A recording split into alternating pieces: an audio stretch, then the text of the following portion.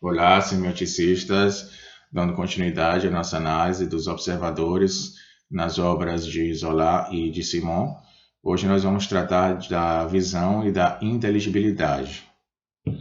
Bom, em primeiro lugar, dizer que na obra de Zola, um duplo sistema semântico e enunciativo estabelece a arquitetura, ou seja, uma sequência de localizações.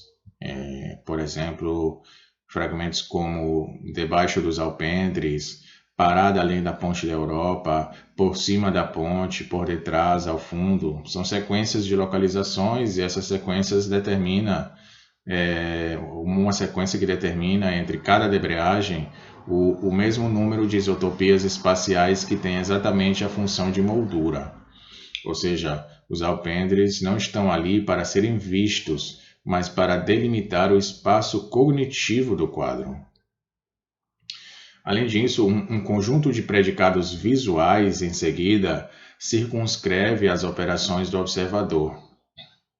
Fragmentos como ele seguiu com os olhos, toda a sua atenção foi atraída, viu então aparecer, e enfim, distinguiu. Então, este é exatamente a peça-chave de uma cena que ele articula e sustenta pelos diferentes regimes do saber.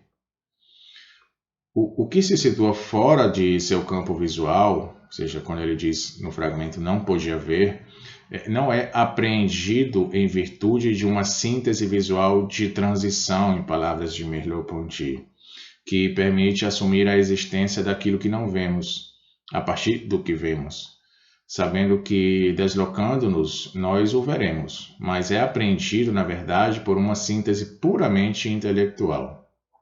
Ou seja, o que ele não vê não é colocado como visível a partir de um outro lugar, presente e iminente sob outros pontos de vista, mas simplesmente pressuposto pela espera do trem. A locomotiva invisível é algo esperado, ela deve aparecer. O percurso se apresenta então como uma pequena narrativa do mundo inteligível. O observador ele não se contenta em ver ou ouvir. Ele lê o sentido do que percebe. Ver e compreender tornam-se indissociáveis. Ele vê as relações, os engates e desengates, a sequência ininterrupta das conjunções e disjunções, as esperas percebidas como causas, os objetivos últimos dos deslocamentos, enfim, toda essa micronarratividade que tem por atores as máquinas. A inteligibilidade do mundo percebido englobou o movimento ou a imobilidade dos trens, a distinção ou inclusive a indistinção das figuras, a nitidez ou a difusão das imagens que compõem o quadro. E destacado da percepção que inicialmente o funda, o universo da estação é estruturado como um campo de conhecimentos. Ele está então pronto para exercer outras funções além da mera representação.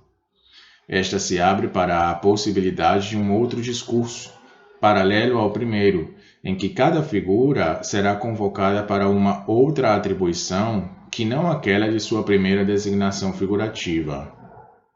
Cada uma se torna assim uma possível metáfora. Os conectores de isotopias entre os dois níveis de significação conduzem explicitamente o leitor para essa via interpretativa. Ou seja, fragmento quando diz: ele ouvia a máquina em busca da linha com ligeiros apitos apressados, como uma pessoa que vai sendo tomada pela impaciência humana. Esse fragmento conferindo assim à locomotiva um estatuto antropomórfico. Mas essa própria personificação pontual, ela está sob a dependência de um outro deslocamento semântico de maior envergadura. Na verdade, eis aí três máquinas, ocupando cada uma três subsequências do texto. A primeira tem três rodas emparelhadas. A segunda tem duas grandes rodas devoradoras, Quanto à terceira, ela permanece invisível, mesmo sob os sinais abundantes de sua aparição. Uma série de engates e desengates e emparelhamentos torna legível a ossatura narrativa do texto. A micronarrativa das máquinas torna-se assim emblemática da narrativa global.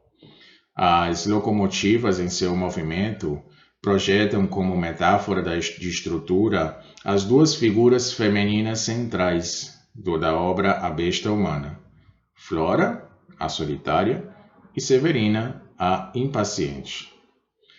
São duas fumaças, essas suas duas fumaças das locomotivas se misturam no momento da crise, a fumaça branca e a fumaça negra. Então, o desenho desaparece. As linhas são ultrapassadas pelo aumento do volume que transforma a ordem do visível, instalando formas indistintas e disparatadas e encobrindo todas as conexões na sua ilusão sensível, até que se produza, enfim, a ruptura que reinstaura a toponímia, a linha e o cruzamento, ou seja, a racionalidade perceptiva inicial. E essas poucas observações sugerem que a escritura zoliana obedece a um verdadeiro sistema de esquematização discursiva da percepção.